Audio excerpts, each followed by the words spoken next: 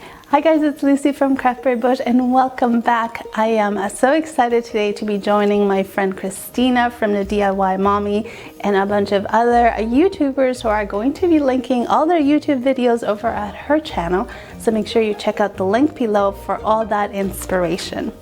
I was just outside working on my planters and my front porch, so I'm going to give you a little tour of what is happening right now.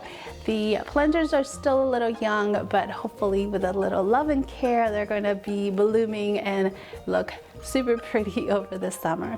I also made a couple of wreaths for the front door, so I'm going to show you how to make that. And without further ado, let's get started.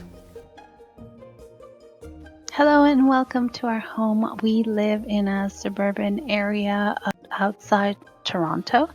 Our home is about 15 years old and this is our 6-year-old dog Brody. You probably have seen him on the blog or on Instagram if you follow me there. And this is our front porch. Today I'm going to show you how I made these pretty wreaths. So here we go. So to make my wreaths, I usually follow the same steps as I did on my previous wreath tutorial. I'm going to link it up right above here, just in case you missed it. And I'm going to start by removing all the individual flowers and leaves from the bunch. And I'm going to use this pretty vine that I got at Michael's. And I want to make sure that it's nice and secure because it is going outside. So I'm going to use some wire. Here's a good tip that I usually use. I use a combination of really inexpensive leaves. These are from the dollar store, and in combination with a little more expensive ones from Michael's, which I actually got buy one get one free, and that's always good. But that's a really good way to save a little money.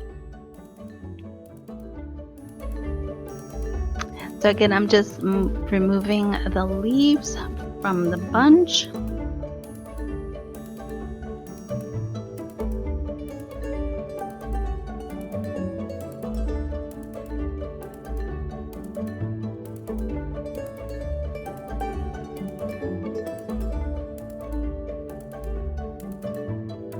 Now this filler is also from the dollar store, and because it's going to be covered by the larger flowers, it doesn't have to be very pretty, although I think it actually is. The fern is from Michael's again, and I'm just ripping it apart, and I am going to make sure it's nice and secure by using its own wire around the wreath itself.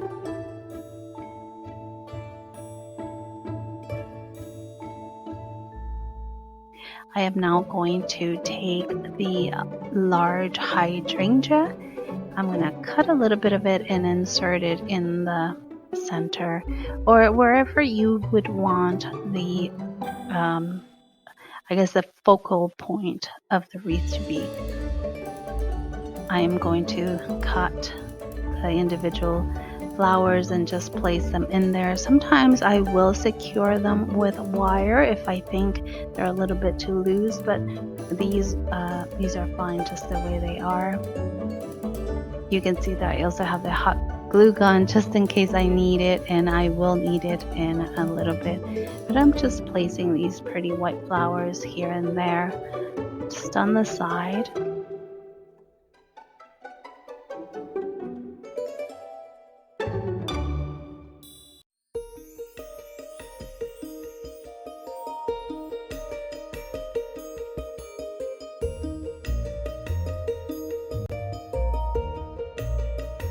And here I'm using a little bit of hot glue just to attach it.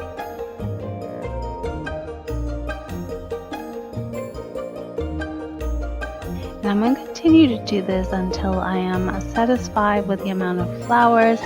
I think it looks so pretty.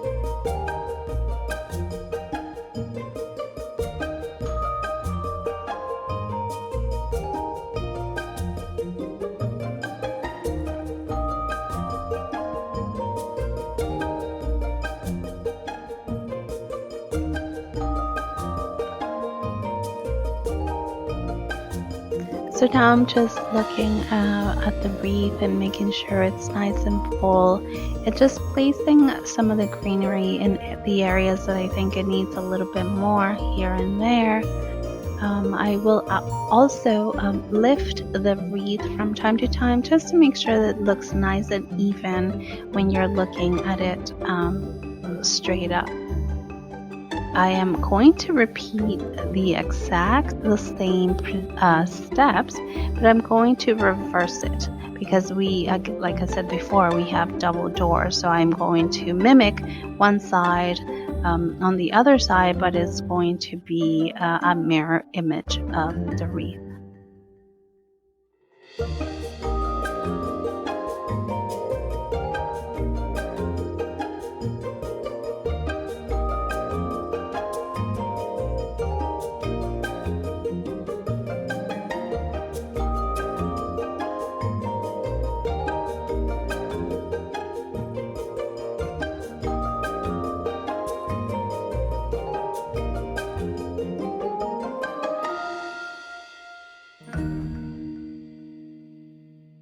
So there you go. These are my wreaths this summer. I think they're going to look so pretty once my planters are in full bloom and all the white flowers coordinate with each other. Thank you so much for stopping by today. Please don't forget to subscribe, give it a thumbs up, and I hope you